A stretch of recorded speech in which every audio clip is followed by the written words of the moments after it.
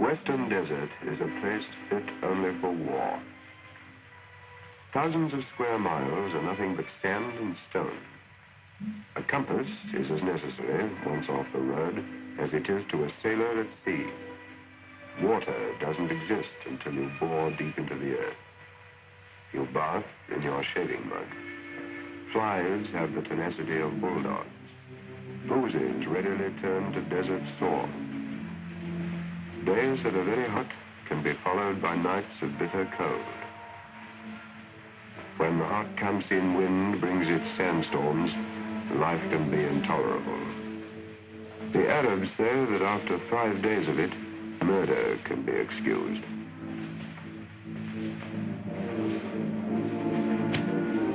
The tide of this war in the desert has ebbed and flowed. But as Rommel advanced after we lost Tobruk, never had our backs been so close to the Suez Wall. We had lost 80,000 men and much booty.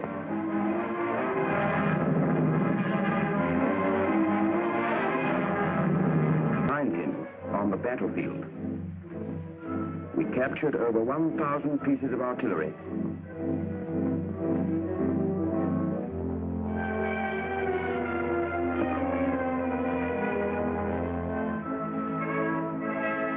Up to 1,000 aircraft, from troop carriers to fighters, were wreckage on the ground.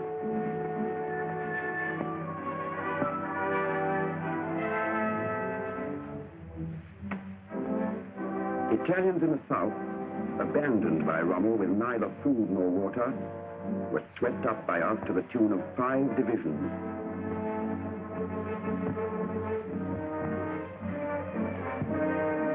In the north, we took thousands of Germans.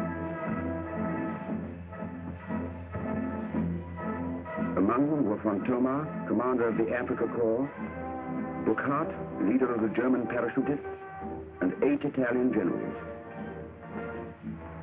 We buried 20,000 enemy dead. But in rendering our own dead the same final duty, great care had to be used. For the Germans, on several occasions, had attached booby traps to our men's bodies.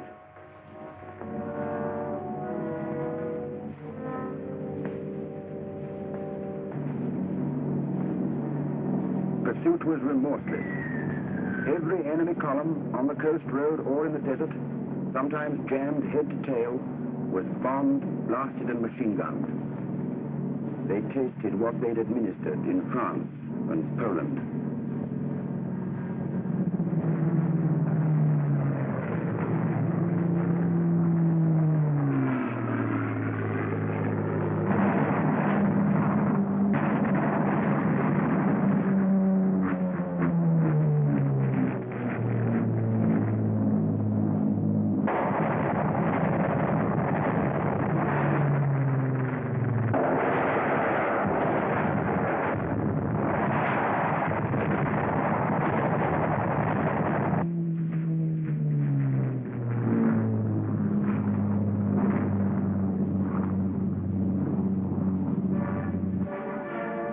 Forces on the ground had crushed Rommel's flimsy rearguard and were sweeping on.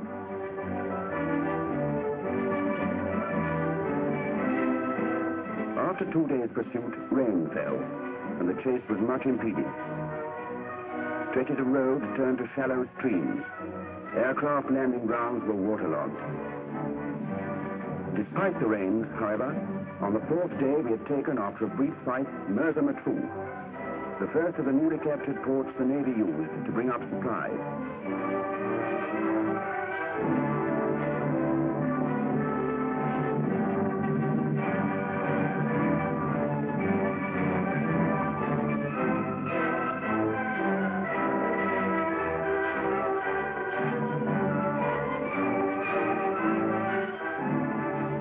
The first heavily mined roads were encountered at Hellfire Pass, where the twisting road rises 700 feet.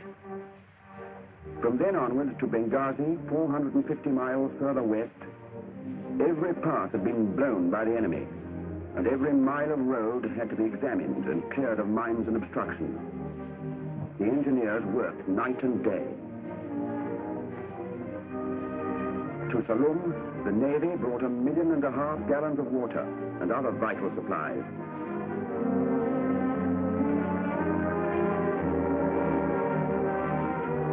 By the 8th day, the enemy had been cleared out of Egypt. Tobruk, whose name is written deep in our Middle East campaigns, Tobruk, which we held as a fortress behind the enemy lines for 9 months and which had already changed hands twice, was ours once more. The date was November the 13th.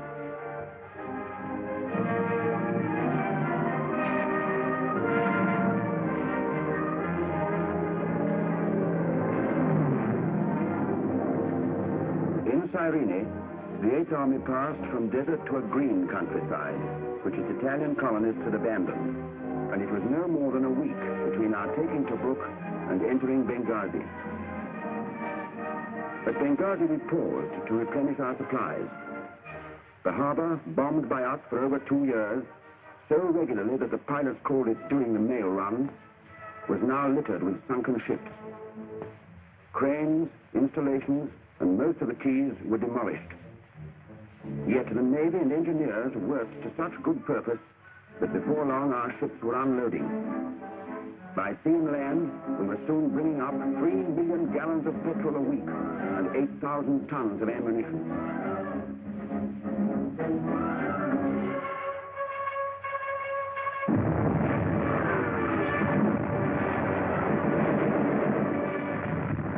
While we'd been building up our strength, Rommel had been digging in at El Agheila. But after remaining 3 weeks preparing to fight, he changed his mind and withdrew as soon as he felt the full weight of our attack. His indecision achieved nothing except to intensify our new onslaught. From El Agheila to Tripoli is 530 miles. It took the 8th Army 41 days to accomplish it. During that time, they fought several actions with Rommel's rearguards, putting down on one occasion a barrage rivaling that of El Alamein. But though we were delayed, our onward sweep was never in doubt. Just before the last stage began, General Montgomery said in an order of the day, "Nothing has stopped us since the Battle of Egypt began. Nothing will stop us now." And nothing did. 8 days later, we were fighting on the outskirts of Tripoli itself.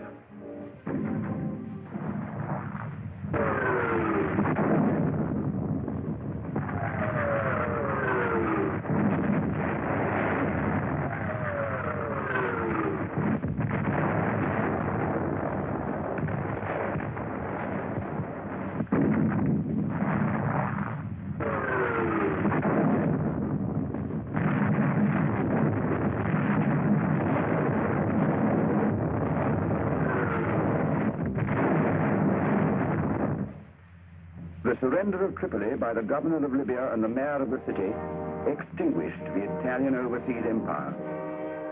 Country by country, the British Army had conquered it. Abyssinia, Eritrea, Italian Somaliland, Libya, Tripolitania.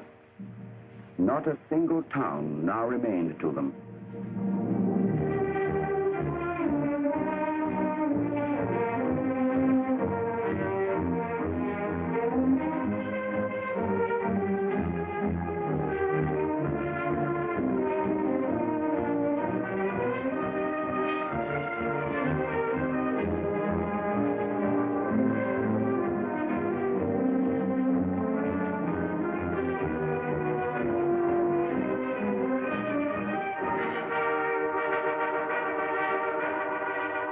In 80 days, the 8th Army had advanced close on 1,400 miles, a feat unparalleled in military history.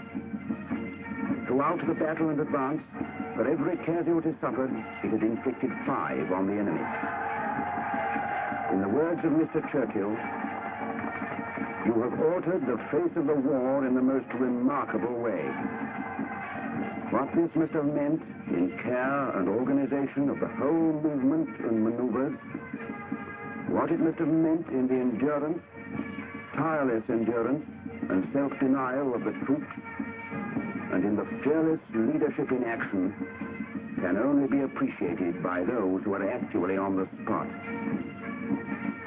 But I must tell you that your fame, the fame of the Desert Army, has spread throughout the world.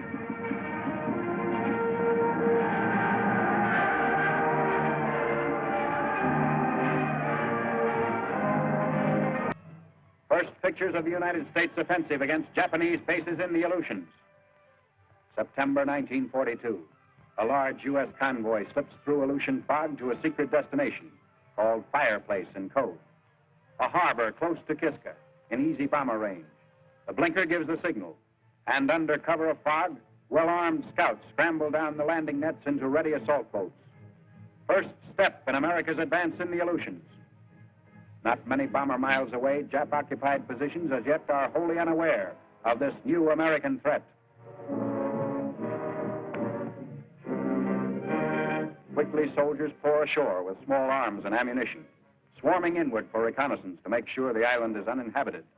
And right behind, the first waves of equipment and supplies, vehicles and heavier guns, the growing stream unloading quickly from Higgins boats, which shuttle back and forth from bulging transports in the harbor.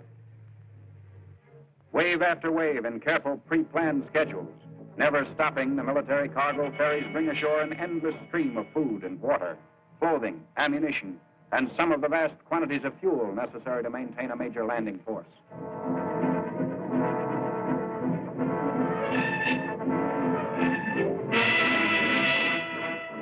Along the beach, protectors stay alert. Long recognized as important to both offensive and defensive North Pacific strategy, the 1,100-mile Aleutian string of largely uninhabited volcanic islands lies just above the shortest actual route from Seattle to Tokyo. The Great Circle route, the way a plane would fly. About halfway along the 4,600-mile route is Dutch Harbor, and since 1938, defense outpost for the island chain and for Alaska. 1,800 sea miles from Seattle, but from Kiska, snatched by the Jap in June, only 625 miles for enemy bombers to fly and rain destruction. Once they got away with it. Dutch Harbor was the American frontier then, and in June it suffered severe damage. But now the United States has struck back, hard, ready to avenge Dutch Harbor. Under its Commander General Landrum, the advanced striking base rapidly digs into its new quarters.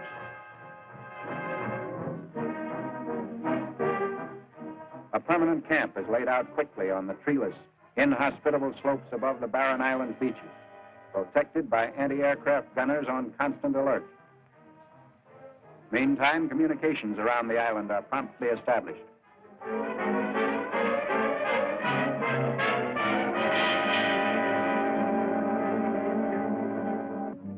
Landing operations are steady, hard work, and toiling troops are all too ready for chow and what little relaxation the bleak and empty island offers.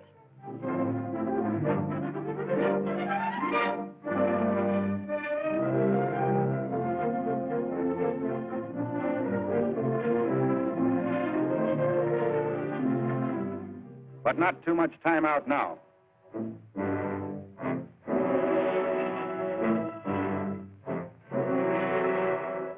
Hour after hour, supplies roll ashore.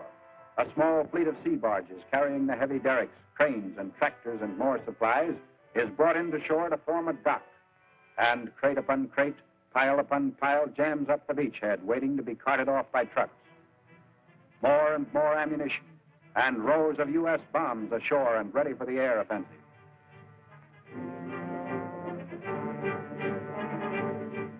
The big cranes are put ashore, their unloading job finished, while tractors, bulldozers, and graders land to build the airport.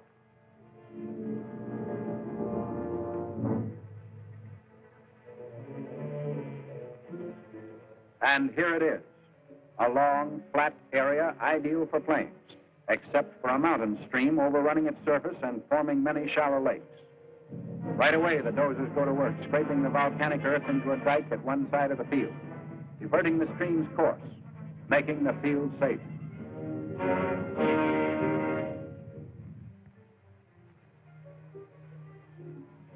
The moment that engineers declare the soggy field ready for big, heavy flying fortresses, bomber squadrons will be called to go into immediate action. Almost midway between Dutch Harbor and Kiska, the New base at Fireplace in the Adrianoffs puts the U.S. Army Air Force within fighter range of Kiska and easy bomber range of Attu farther west. And here they are, all ready, poised in battle line on the new airfield hardly dry.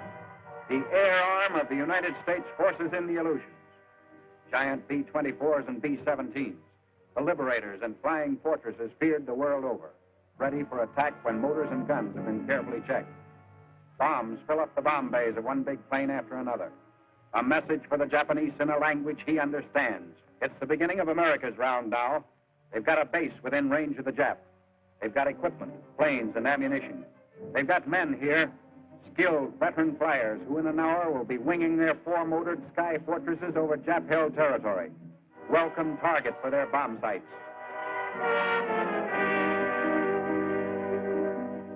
In the dim Aleutian dawn, one plane after another fills with crew, eager and ready for attack.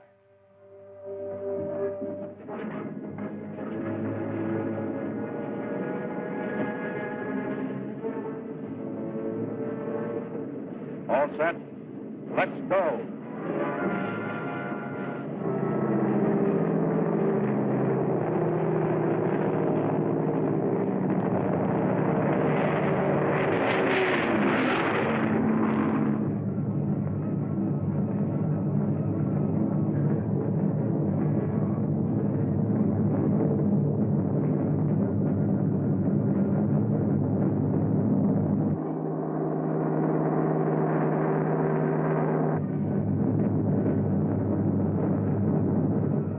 Above the clouds of the foggiest area in the world.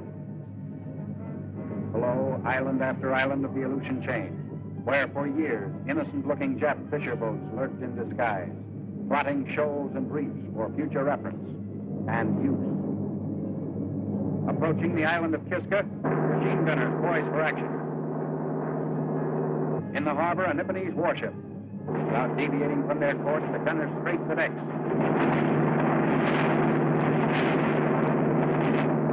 And now they're over the objective. Bomb bays open silently, ready for the signal. And there go American bombs hurtling downward. Japan's first taste of the United States advance in the Aleutians. That's the Jap base at Kiska, with serious fires started by the big bombs.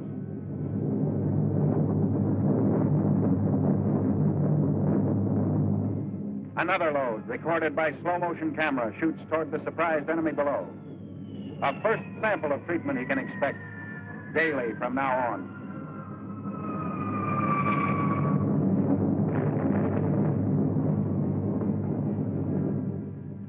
The signs of their thorough handiwork blazing behind them, the American air fleet wings over and heads home.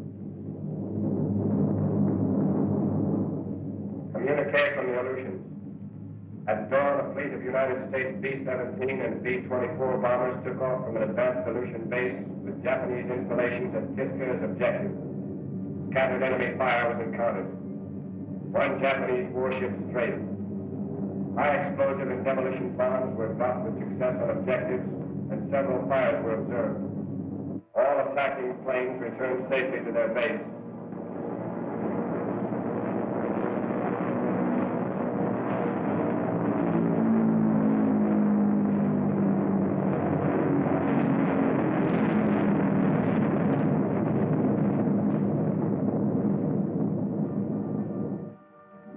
The air fighters have come back to Fireplace, new notches on their guns.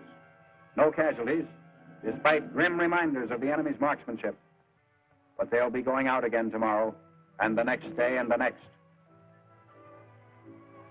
America's Aleutian offensive against Japan, an end of the beginning and beginning of the end.